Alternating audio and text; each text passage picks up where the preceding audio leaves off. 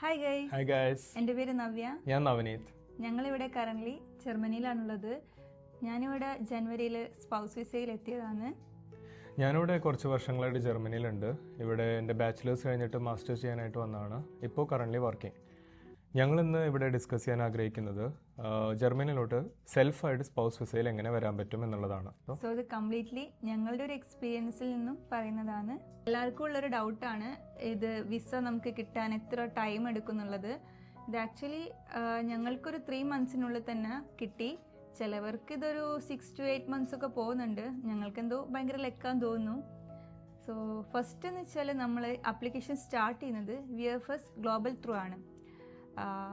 ഏറ്റവും ആദ്യം നമുക്ക് വേണ്ടത് ഒരു അക്കൗണ്ട് ക്രിയേറ്റ് ചെയ്യണം. അതിനുശേഷം നമ്മളൊരു സ്ലോട്ട് ബുക്ക് ചെയ്യണം നമ്മളുടെ ഡോക്യുമെൻറ്റ്സ് ഒക്കെ സബ്മിറ്റ് ചെയ്യാൻ വേണ്ടിയിട്ട്.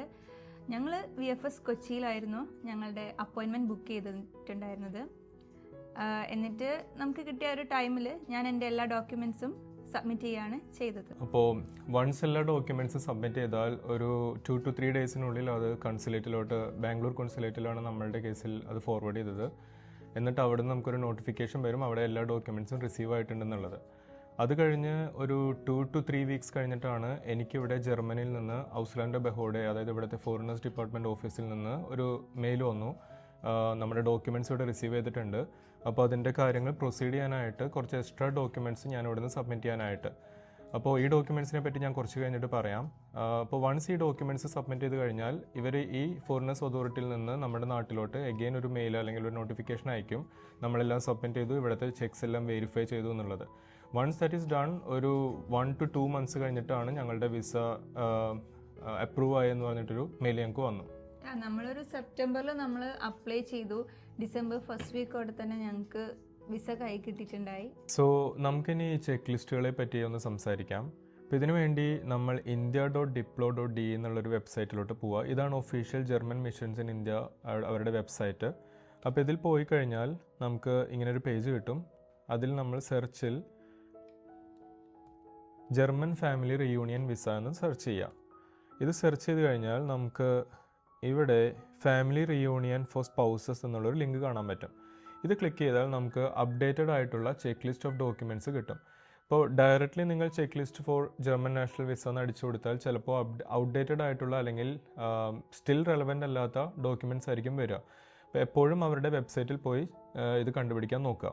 സോ നിങ്ങൾക്ക് ലേറ്റസ്റ്റ് ഇൻഫർമേഷൻ കിട്ടും. ഇനി ഇവിടെ ഉള്ള ഡോക്യുമെൻറ്റ്സ് നമുക്കൊന്ന് 1 by 1 ആയിട്ട് പോവാം. സോ ഫസ്റ്റ് നമുക്ക് വേണ്ടത് ഒരു അപ്ലൈ ചെയ്യുന്ന ആളുടെ ഒരു വാലിഡ് പാസ്പോർട്ടാണ്. പിന്നെ നമുക്ക് അപ്ലിക്കേഷൻ ഫോം ഉണ്ട്. ഈ അപ്ലിക്കേഷൻ ഫോമിൽ ബേസിക്കലി കുറച്ച് നമ്മളുടെ ജനറൽ ഡീറ്റെയിൽസ് ആണ് ഫില്ലപ്പ് ചെയ്യേണ്ടത്. ഇപ്പോൾ ഇതൊരു പോർട്ടലാണ് വിഡെക്സ് എന്ന് പറഞ്ഞിട്ടുള്ളത്. ഇതിൽ ഫില്ലപ്പ് ചെയ്ത് നമുക്ക് ഈ അപ്ലിക്കേഷൻ ഫോം ഡൗൺലോഡ് ചെയ്യാൻ പറ്റും. ഇവിടെ നമ്മളുടെ പാരൻസിൻ്റെ ഡീറ്റെയിൽ, എഡ്യൂക്കേഷണൽ ബാക്ക്ഗ്രൗണ്ട്, നമ്മുടെ അഡ്രസ്സ്, ബാക്കിയുള്ള ഒരുപാട് ഡീറ്റെയിൽസ് നമ്മൾ ഫില്ലപ്പ് ചെയ്ത് കൊടുക്കണം. പിന്നെ 2 കറണ്ട് ബയോമെട്രിക് പാസ്പോർട്ട് ഫോട്ടോസ് ആവശ്യമുണ്ട്.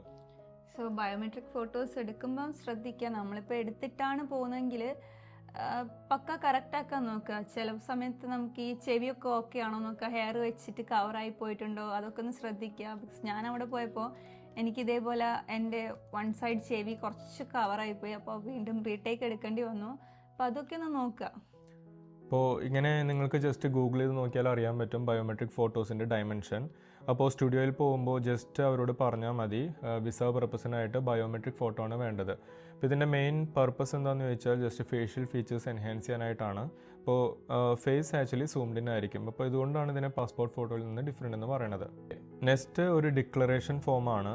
ഇവിടെ അഗെയിൻ നമ്മുടെ നെയിം ആൻഡ് അഡ്രസ്സ് ഫില്ലപ്പ് ചെയ്യണം. അഥവാ എന്തെങ്കിലും ലീഗൽ റെപ്രസെൻറ്റേഷൻ നമുക്കുണ്ടെങ്കിൽ അവരുടെ ഡീറ്റെയിൽസും ബാർകോഡും നെയിമും ഒക്കെ ഇവിടെ പ്രൊവൈഡ് ചെയ്യാൻ പറ്റും. പിന്നെ ഇവിടെ ചെക്ക് ബോക്സ് ഉണ്ട്. ഇതിൽ നമുക്ക് നമ്മളുടെ വിസ ഡിനേ ചെയ്യുവാണെങ്കിൽ ആ ഇൻഫർമേഷൻ എങ്ങനെ നമുക്ക് കൺവേ ചെയ്യണം എന്നുള്ളൊരു ഒരു ചെക്ക് ബോക്സ് ആണ്, ബൈ ഇമെയിൽ അല്ലെങ്കിൽ ബൈ പോസ്റ്റ് വഴി. അപ്പോൾ അതിൻ്റെ ഇൻഫർമേഷനും പ്രൊവൈഡ് ചെയ്യാം. പോസ്റ്റ് ആണെങ്കിൽ അതിൻ്റെ ഡീറ്റെയിൽസ് വേറെ നമുക്ക് പ്രൊവൈഡ് ചെയ്യണം ഇവിടെ. അടുത്തതൊരു അഡീഷണൽ ക്വസ്റ്റിനെയർ ആണ്. അപ്പോൾ ഇവിടെ നമുക്ക് അഗെയിൻ നമ്മളുടെ പേഴ്സണൽ ഡീറ്റെയിൽസ് കുറച്ച് ഫില്ലപ്പ് ചെയ്യണം. ഇവിടെ മാരേജ് റിലേറ്റഡ് ആയിട്ടുള്ള കുറച്ച് ചോദ്യങ്ങളുണ്ട്. ഇപ്പോൾ നമ്മൾ ഏത് റിലീജിയനിലാണ് വരുന്നത്, എങ്ങനെയാണ് മാരേജ് നടന്നത്, വിറ്റ്നസ്സസ് ഉണ്ടായിരുന്നോ, അല്ലെങ്കിൽ അങ്ങനത്തെ കുറച്ച് എക്സ്ട്രാ ഡീറ്റെയിൽസ് ഇവിടെ നമ്മൾ പ്രൊവൈഡ് ചെയ്യേണ്ട ആവശ്യമുണ്ട്. പിന്നെ നമുക്ക് വേണ്ടത് അപ്ലൈ ചെയ്യുന്ന ആളുടെ പാസ്പോർട്ടിൻ്റെ ഫ്രണ്ട് ആൻഡ് ബാക്ക് പേജസിൻ്റെ കോപ്പീസാണ്. ഇപ്പോൾ നമുക്ക് സ്റ്റാമ്പ് എൻട്രി ഒക്കെ ഉണ്ടെങ്കിൽ അതും നമ്മൾ പ്രിൻ്റ് എടുത്തിട്ട് കൊടുക്കേണ്ടതാണ്. പിന്നെ വേണ്ടത് നമ്മളുടെ സ്പൗസിൻ്റെ ഇതേപോലെ പാസ്പോർട്ടിൻ്റെ ഫ്രണ്ടും ബാക്കും അതേപോലെ സ്റ്റാമ്പ് എൻട്രീസ് ഉള്ള പേജസിൻ്റെ ഒക്കെ കോപ്പീസ് നമ്മൾ സബ്മിറ്റ് ചെയ്യേണ്ടതുണ്ട്. പിന്നെ ഞങ്ങളുടെ കേസിൽ ഔഫൻഡാൽ ഷിറ്റൽ ഓഫ് ദ സ്പൗസും വേണമായിരുന്നു, അതായത് ജർമ്മനിയിലുള്ള ആളുടെ റെസിഡൻസ് പെർമിറ്റ്. അപ്പോൾ ഇത് ബ്ലൂ കാർഡ് ആവാം അല്ലെങ്കിൽ പെർമനൻറ്റ് റെസിഡൻസ് കാർഡ് ആവാം, എന്താണെങ്കിലും അതിൻ്റെ ഒരു ഫ്രണ്ട് ആൻഡ് ബാക്ക് പേജിൻ്റെ ഒരു കോപ്പി. പിന്നെ നമുക്ക് വേണ്ടത് മെൽഡേ ബെഷേനി ഗോങ്. ഇതെന്ന് പറഞ്ഞാൽ നമ്മളുടെ ജർമ്മനിയിൽ ലീവ് ചെയ്യുന്ന സ്പൗസിൻ്റെ റെസിഡൻസിൻ്റെ പ്രൂഫാണ്. ഇപ്പോൾ മെയിൻ പർപ്പസ് എന്താണെന്ന് വെച്ചാൽ ഇവിടെ ജർമ്മനിയിൽ നിൽക്കുന്ന സ്പൗസിന് ആ നിൽക്കുന്ന വീട്ടിൽ ഭാര്യ അല്ലെങ്കിൽ ഭർത്താവ് വരുമ്പോൾ സഫീഷ്യൻ്റ് ആയിട്ടുള്ള ലിവിങ് സ്പേസ് ഉണ്ടെന്നുള്ളതിൻ്റെ ഒരു പ്രൂഫ്. അപ്പോൾ ഇത് നിങ്ങളുടെ ഐൻമോണർ ആംറ്റ്, അതായത് ജർമ്മനിലുള്ള സ്പൗസിൻ്റെ സിറ്റിയിലുള്ള ഐൻമോണർ ആംറ്റിൽ നമുക്ക് രജിസ്റ്റർ ചെയ്ത് കഴിഞ്ഞാൽ ഇതിൻ്റെ ഡോക്യുമെൻറ്റ് നമുക്ക് ഒപ്പിക്കാൻ പറ്റും. ഇതും 2 കോപ്പി നമുക്ക് വേണം. ഇവിടെ ശ്രദ്ധിക്കേണ്ട കാര്യം, ഇത് 6 മന്ത്സിനേക്കാൾ ഓൾഡർ ആവാൻ പാടില്ല. പിന്നെ ഒരു ഇമ്പോർട്ടൻറ്റ് കാര്യം എന്താണെന്ന് വെച്ചാൽ നമ്മളെ ഡോക്യുമെൻറ്റിൽ പ്രൂഫ് ഓഫ് മാരേജ് ആണ്. അതിന് നമുക്ക് കൊടുക്കാൻ പറ്റുന്നത് നമ്മുടെ മാരേജ് സർട്ടിഫിക്കറ്റ് ആണ്. ഇപ്പോൾ നമുക്ക് ഈ ലിസ്റ്റിൽ കുറേ ടൈപ്സ് ഓഫ് മാരേജിൻ്റെ സർട്ടിഫിക്കറ്റ്സ് ഉണ്ട്. അപ്പോൾ ഞങ്ങളുടേത് ആക്ച്വലി ഇത് കുറച്ചൊരു കൺഫ്യൂസിങ് ആയിട്ടുള്ളൊരു കാര്യമായിരുന്നു. ഞങ്ങൾ മാരേജ് രജിസ്റ്റർ ചെയ്തത് K-SMART-ലായിരുന്നു. അപ്പോൾ ഈ സർട്ടിഫിക്കറ്റിൻ്റെ ഒരു വാലിഡിറ്റി ഞങ്ങൾക്ക് അറിയണ്ടായിരുന്നില്ല. ബിക്കോസ് ആ ഒരു ടൈമിൽ ഇതിനെക്കുറിച്ച് അങ്ങനെ സ്പെസിഫിക് ആയിട്ടൊന്നും പറഞ്ഞിട്ടുണ്ടായില്ല. അപ്പോൾ ഞങ്ങൾ ചെയ്തത് എന്താ വെച്ചാൽ ഈ സെക്രട്ടേറിയറ്റിൽ പോയിട്ട് ഞങ്ങളുടെ മാരേജ് സർട്ടിഫിക്കറ്റ് അപ്പോസ്റ്റിലേ ചെയ്തു. എന്നിട്ടായിരുന്നു ഞങ്ങൾ സർട്ടിഫിക്കറ്റ് സബ്മിറ്റ് ചെയ്തത്. അപ്പോൾ അപ്പോസ്റ്റിൽ ചെയ്യാന്ന് പറയുന്നത് സെൻട്രൽ ഗവൺമെൻറ് വഴി നമുക്ക് മിനിസ്ട്രി ഓഫ് എക്സ്റ്റേണൽ അഫയേഴ്സിൻ്റെ ഒരു സീല് കിട്ടും ഈ ഡോക്യുമെൻറ്റിൽ. അപ്പോൾ അതുള്ളതുകൊണ്ട് തന്നെ ഈ ഡോക്യുമെൻറ്റിൻ്റെ ഒത്തൻറ്റിസിറ്റി നന്നായിട്ട് വെരിഫൈ ചെയ്യാൻ പറ്റും, പുറമേ നിന്നുള്ള ഏതെങ്കിലും രാജ്യത്തിൽ നിന്നാണെങ്കിലും. അപ്പോൾ ആ ഒരു പർപ്പസിന് വേണ്ടിയാണ് ഞങ്ങൾ അപ്പോസ്റ്റിൽ ചെയ്തത്, ജസ്റ്റ് ഒന്ന് സേഫ് ഗാർഡ് ചെയ്യാനായിട്ട്, ആ ഒരു കാര്യം കൊണ്ട് വിസ റിജക്ഷൻ ആവാണ്ടിരിക്കാനായിട്ട്. പിന്നെ പ്രൂഫിന് വേണമെങ്കിൽ നമുക്ക് നമ്മളുടെ മാരേജസ് ഫോട്ടോസ് വെക്കാം. ഇപ്പോൾ ഇമ്പോർട്ടൻറ്റ് സെറിമണീസ് ഒക്കെ നടക്കുന്നത് ഫാമിലീസിൻ്റെ കൂടെ ഒക്കെ ഉള്ള അങ്ങനത്തെ കുറച്ച് ഫോട്ടോസ് വെച്ചാൽ കുറച്ചും കൂടി നല്ലതായിരിക്കും. പിന്നെ നമുക്ക് സബ്മിറ്റ് ചെയ്യേണ്ട ഒരു സർട്ടിഫിക്കറ്റ് എന്ന് വെച്ചാൽ നമ്മളുടെ ബർത്ത് സർട്ടിഫിക്കറ്റ് ആണ്.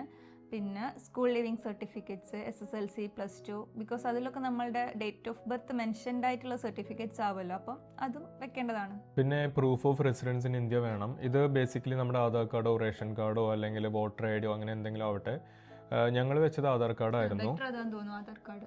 പിന്നെ ഇഫ് അപ്ലിക്കബിൾ ആണെങ്കിൽ നമുക്ക് ഡിവോഴ്സ് ജഡ്ജ്മെൻറ്റ് അല്ലെങ്കിൽ certificate of death of formal spouse, ഇതൊക്കെ ഇഫ് അപ്ലിക്കബിൾ കേസസ് ആണ്. അതുണ്ടെങ്കിൽ ആ സർട്ടിഫിക്കറ്റ്സും വെക്കണം. പിന്നെ നമുക്ക് വേണ്ടത് പ്രൂഫ് ഓഫ് ജർമ്മൻ നോളജ് ആണ്. ഒബ്വിയസ്ലി നമുക്കറിയാം അവിടെ വന്നു കഴിഞ്ഞാൽ നമ്മൾ ലാംഗ്വേജിൽ ഭയങ്കരമായിട്ട് ബുദ്ധിമുട്ടും. അപ്പോൾ മിനിമം ഒരു A1 ലെവൽ ഉണ്ടെങ്കിൽ നമ്മൾ ആ സർട്ടിഫിക്കറ്റും കൂടി നമ്മൾ സബ്മിറ്റ് ചെയ്യേണ്ടതാണ്. പിന്നെ ഉള്ളത് കൺഫർമേഷൻ ഓഫ് ഹെൽത്ത് ഇൻഷുറൻസ് ആണ്.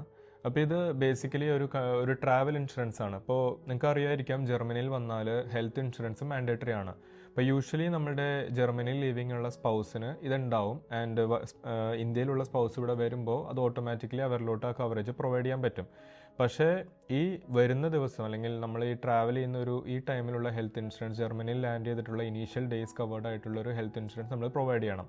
അപ്പോൾ ഇതിനു വേണ്ടി കുറച്ച് ഓപ്ഷൻസ് നമ്മളുടെ സൈറ്റിൽ തന്നെ കാണുന്നുണ്ടാവും. ഇപ്പോൾ india.diplo.de എന്നുള്ള ഈ വെബ്സൈറ്റിൽ ഒന്ന് സെർച്ച് ചെയ്താൽ ഡിഫറെൻറ്റ് ഓപ്ഷൻസ് ഉണ്ടാവും. അപ്പോൾ ഇതെടുത്തിട്ട് വേണം നിങ്ങൾ വരാനായിട്ട്.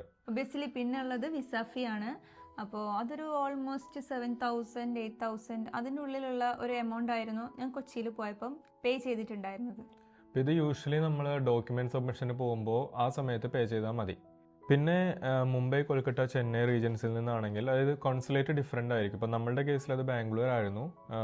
ബാക്കിയുള്ള കോൺസുലേറ്റുകളിൽ നിന്നാണെങ്കിൽ കുറച്ച് എക്സ്ട്രാ ഡോക്യുമെൻറ്റ്സ് നമ്മൾ സബ്മിറ്റ് ചെയ്യണം. ഇപ്പോൾ ഈ പറഞ്ഞ ഇൻവിറ്റേഷൻ ലെറ്റർ അല്ലെങ്കിൽ spouses employment contract, salary slips of the last 3 months, അങ്ങനെ കുറച്ച് എക്സ്ട്രാ ഡോക്യുമെൻറ്റ്സും കൂടി വേണ്ടി വരും. പിന്നെ ഒരു കാര്യം എടുത്ത് പറയാനുള്ളത്, ഇപ്പോൾ നമ്മൾ സബ്മിറ്റ് ചെയ്യുന്ന ഈ ഡോക്യുമെൻറ്റ്സ് ജർമ്മനിലോ ഇംഗ്ലീഷിലോ അല്ലെങ്കിൽ അതായത് വേറെ ഏതെങ്കിലും റീജിയണൽ ലാംഗ്വേജസിലാണെങ്കിൽ നമ്മളത് ഒരു notary attested translation in English ആയിട്ട് വേണം സബ്മിറ്റ് ചെയ്യാനായിട്ട്.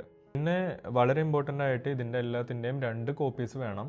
അപ്പോൾ 2 ഡിഫറെൻറ്റ് കോപ്പീസ് ഓഫ് എല്ലാ ഡോക്യുമെൻറ്റ്സും, പിന്നെ അത് കൂടാണ്ട് നമ്മളുടെ ഇതിൻ്റെ എല്ലാത്തിൻ്റെയും ഒറിജിനൽ ഡോക്യുമെൻറ്റ്സും കൂടെ കയ്യിൽ വെക്കണം നമ്മൾ ഈ ഡോക്യുമെൻറ്റ് സബ്മിഷന് വേണ്ടി പോകുമ്പോൾ. സോ ഇതാണ് നമ്മൾ ഇന്ത്യയിൽ നിന്നുള്ള അപ്ലൈ ചെയ്യുന്ന സ്പൗസിന് വേണ്ടിയിട്ടുള്ള ലിസ്റ്റ് ഓഫ് ഡോക്യുമെൻറ്റ്സ് നമ്മൾ സബ്മിറ്റ് ചെയ്യേണ്ടത്. പിന്നെ ഞാൻ നേരത്തെ പറഞ്ഞ പോലെ നമ്മളുടെ ഈ ഡോക്യുമെൻറ്റ്സ് പ്രൊസീഡ് ചെയ്തിട്ട് ജർമ്മനിയിൽ എത്തിക്കഴിഞ്ഞാൽ, ജർമ്മനിയിൽ ഔസ്ലാൻഡ് ബഹോഡയിൽ എത്തിക്കഴിഞ്ഞാൽ അവിടുന്ന് നമ്മളെ കോൺടാക്റ്റ് ചെയ്യും ഈ കുറച്ച് എക്സ്ട്രാ ഇൻഫർമേഷൻ നമ്മൾ സബ്മിറ്റ് ചെയ്യണമെന്ന് പറഞ്ഞിട്ട്. അപ്പോൾ ഇത് ബേസിക്കലി എൻ്റെ ഇവിടുത്തെ റെസിഡൻസ് പെർമിറ്റ് ചിലപ്പോൾ ഒന്നും കൂടി വെക്കാൻ പറയും. പിന്നെ എൻ്റെ ജോബ് കോൺട്രാക്റ്റ്, എൻ്റെ സാലറി സ്ലിപ്സ് അഗെയിൻ വെക്കാൻ പറയും. പിന്നെ ഹൈസുങ് ഡീറ്റെയിൽസ്, അതായത് നമ്മൾ ഒരു അഡ്രസ്സിൽ സ്റ്റേ ചെയ്തിട്ടുണ്ട് എന്നുള്ളതിൻ്റെ ഒരു പ്രൂഫാണ് ഇവിടെ. നമ്മളിവിടെ ബിൽസ് പേ ചെയ്തിട്ടുണ്ടെന്നുള്ളത് കാണിക്കാനായിട്ട്. അങ്ങനെ കുറച്ച് റെലവൻ്റ് ആയിട്ടുള്ള എക്സ്ട്രാ ഡോക്യുമെൻറ്റ്സ് ഉണ്ടായിരുന്നു. അപ്പോൾ ഇതും നമ്മൾ സബ്മിറ്റ് ചെയ്ത് കഴിഞ്ഞാൽ ബാക്കി എല്ലാ കാര്യങ്ങളും സ്മൂത്തായിട്ട് തന്നെ പോയിട്ടുണ്ട്. സോ ഇത്രയൊക്കെയായിരുന്നു ഞങ്ങൾ ജർമ്മനിയിലേക്കുള്ള വിസ ആപ്ലിക്കേഷന് വേണ്ടി ഞങ്ങൾ സബ്മിറ്റ് ചെയ്തിട്ടുണ്ടായിരുന്ന ഡോക്യുമെൻറ്റ്സ്.